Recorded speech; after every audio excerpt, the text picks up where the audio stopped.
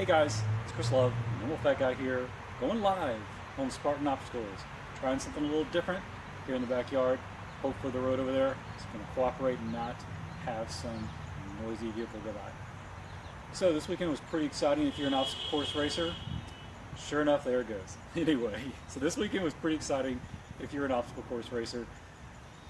And we had Spartan with the ascent, the 14.6, 14.8 mile, who cares how much it is at that point, finale of the U.S. Championship Series, and then this afternoon, CBS broadcast coverage of the Tough Mudder X that happened early last month, or like 6 weeks ago, at least, out in Minnesota.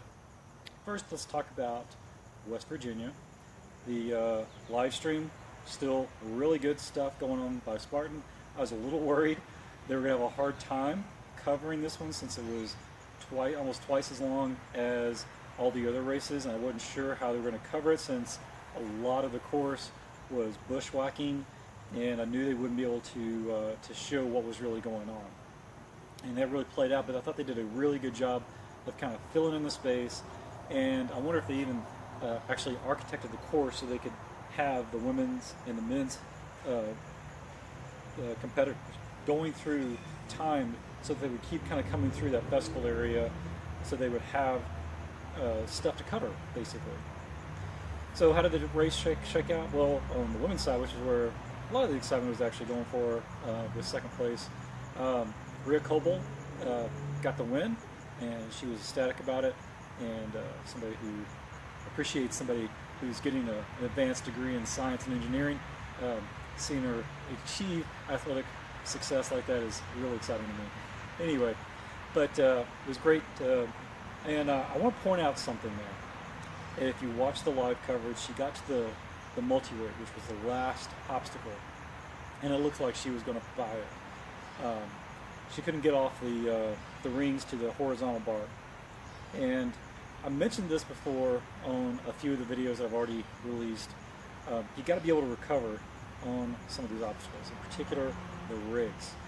And I thought she did a fantastic job of doing that. And that's one thing I'm noticing as I am kind of watching videos of people doing things like any of the rigs, whether twister, multi-rig, monkey bars, or any of the other obstacle course rigs, is you're going to slip.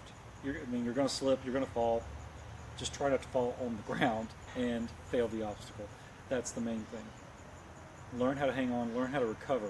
And she did a fantastic job of kind of overcoming, really, her size being so small, being able to reach from that ring over there. And that's one thing that I've struggled with, and I probably shouldn't be able to struggle with it. I have been pounding the Olympic rings at Urban Fit over the last month, since Washington National in particular. I had just been hammering those things, and I've got better techniques. I'm really excited. I cannot wait till October 7th when I'm back in business down here at Citizens Bank Park.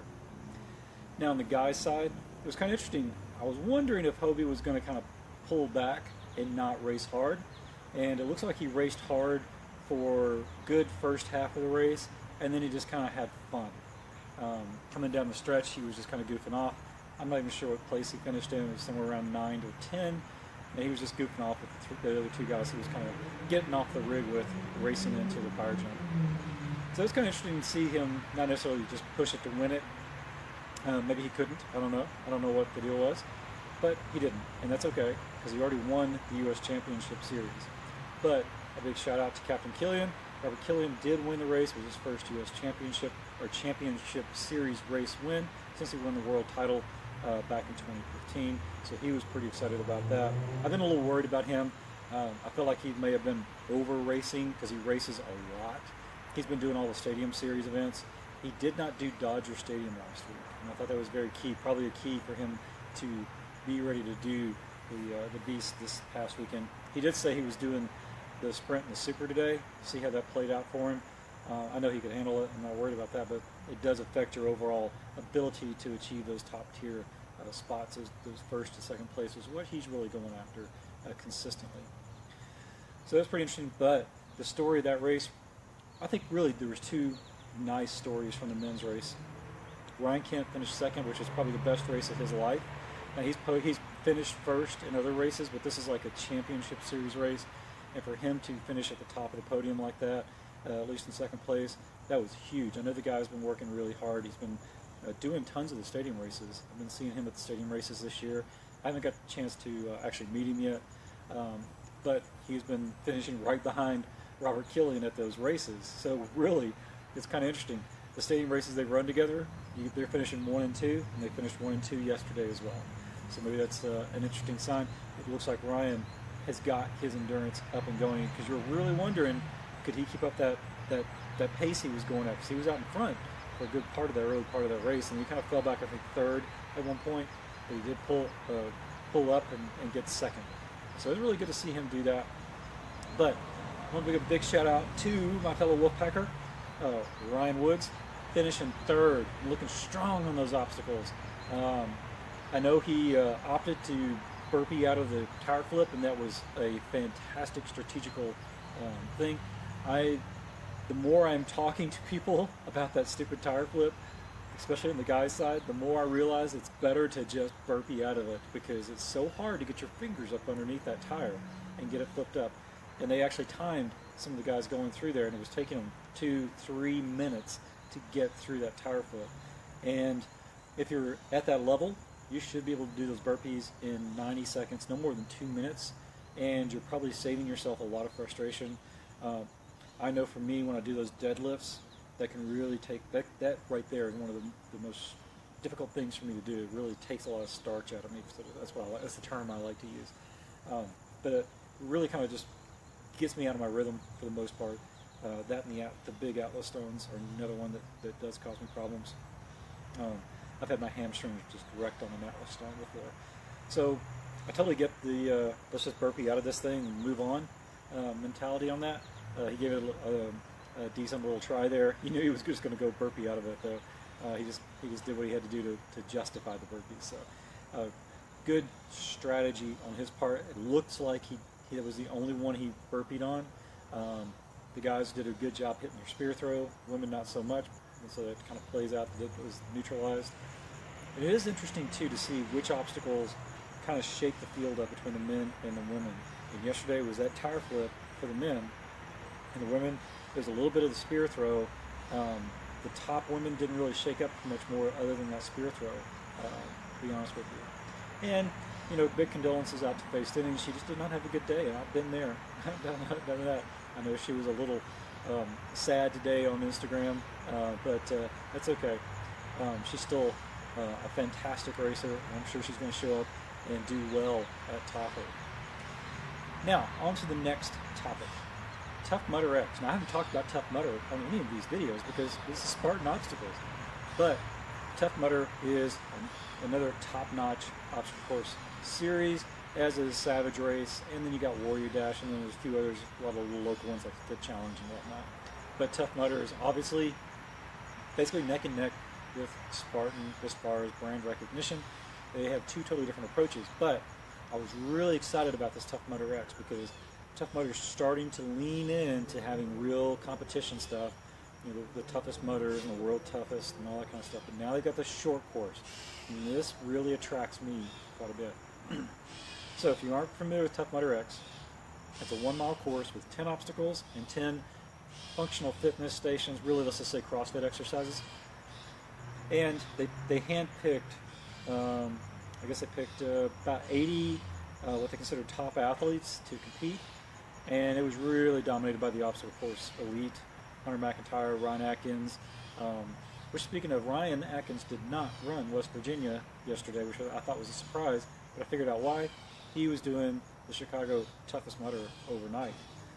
I don't want to know about his travel logistics. Anyway, so I really enjoyed the Tough Mudder X, except the coverage, the way they presented it, was pretty flat, I thought. And I think they trimmed out way too much of it. And I'll give them a pass a little bit because this is the first time they've covered this type of event. So they're trying to figure out how do we broadcast this. And I think Spartan's really beating them to the punch because they're live streaming the competition. And I think that is the key to obstacle course racing. You got to be able to live stream this stuff because there's a lot more excitement that way. There's a little contrived on there, honestly, they really only showed a majority of 2 different races, and they just did some quick highlights of the other 6 preliminary races.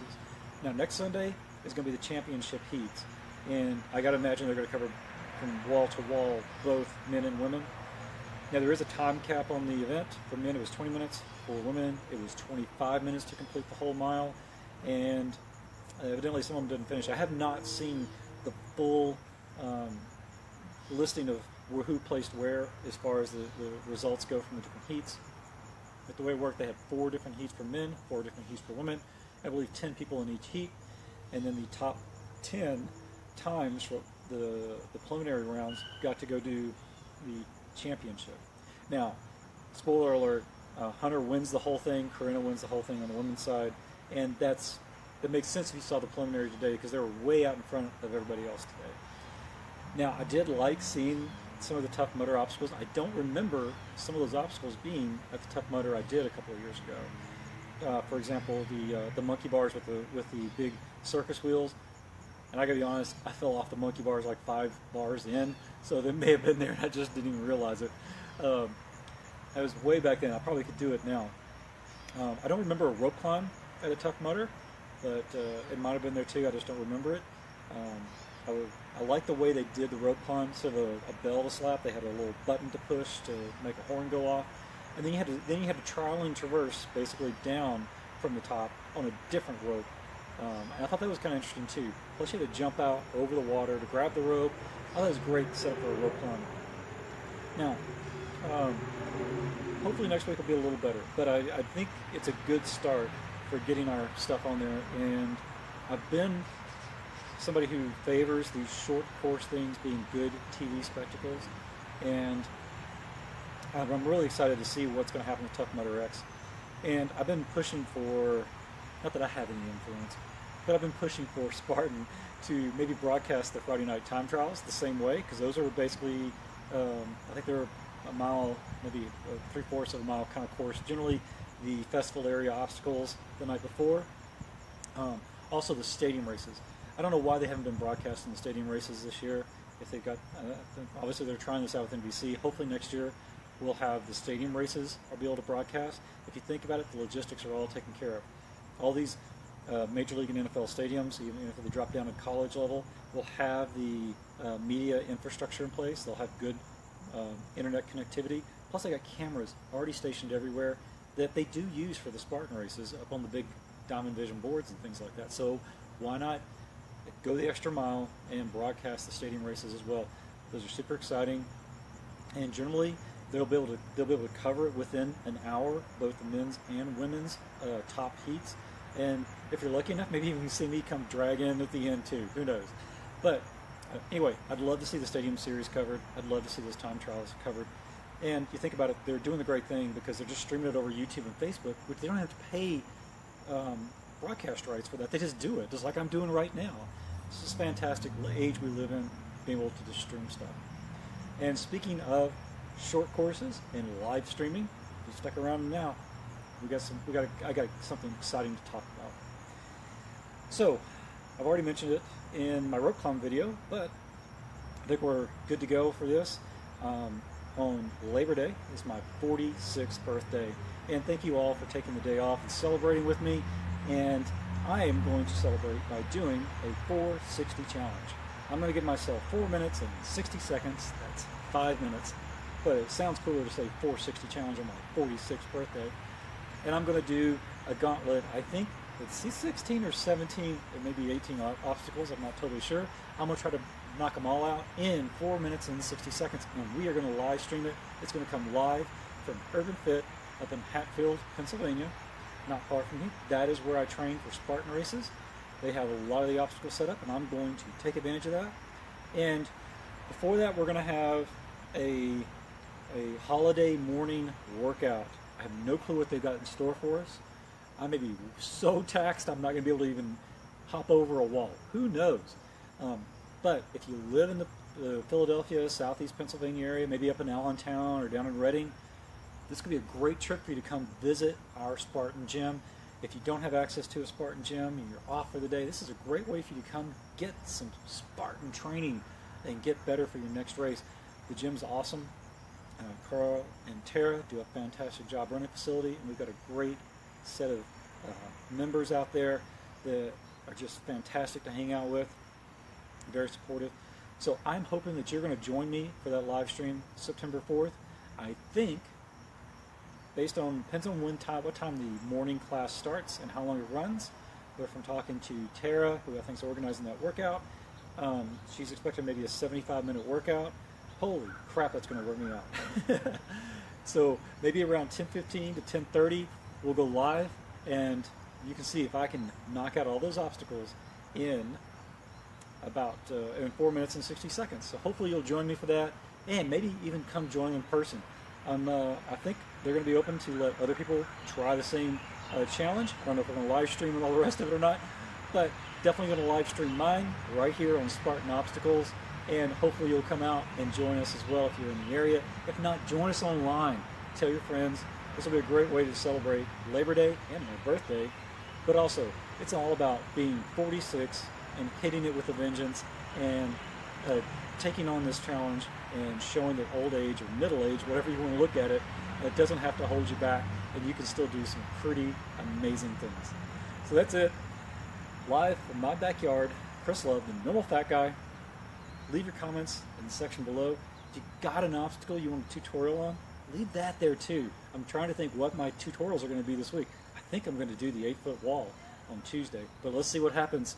Stay tuned. We'll talk to you later.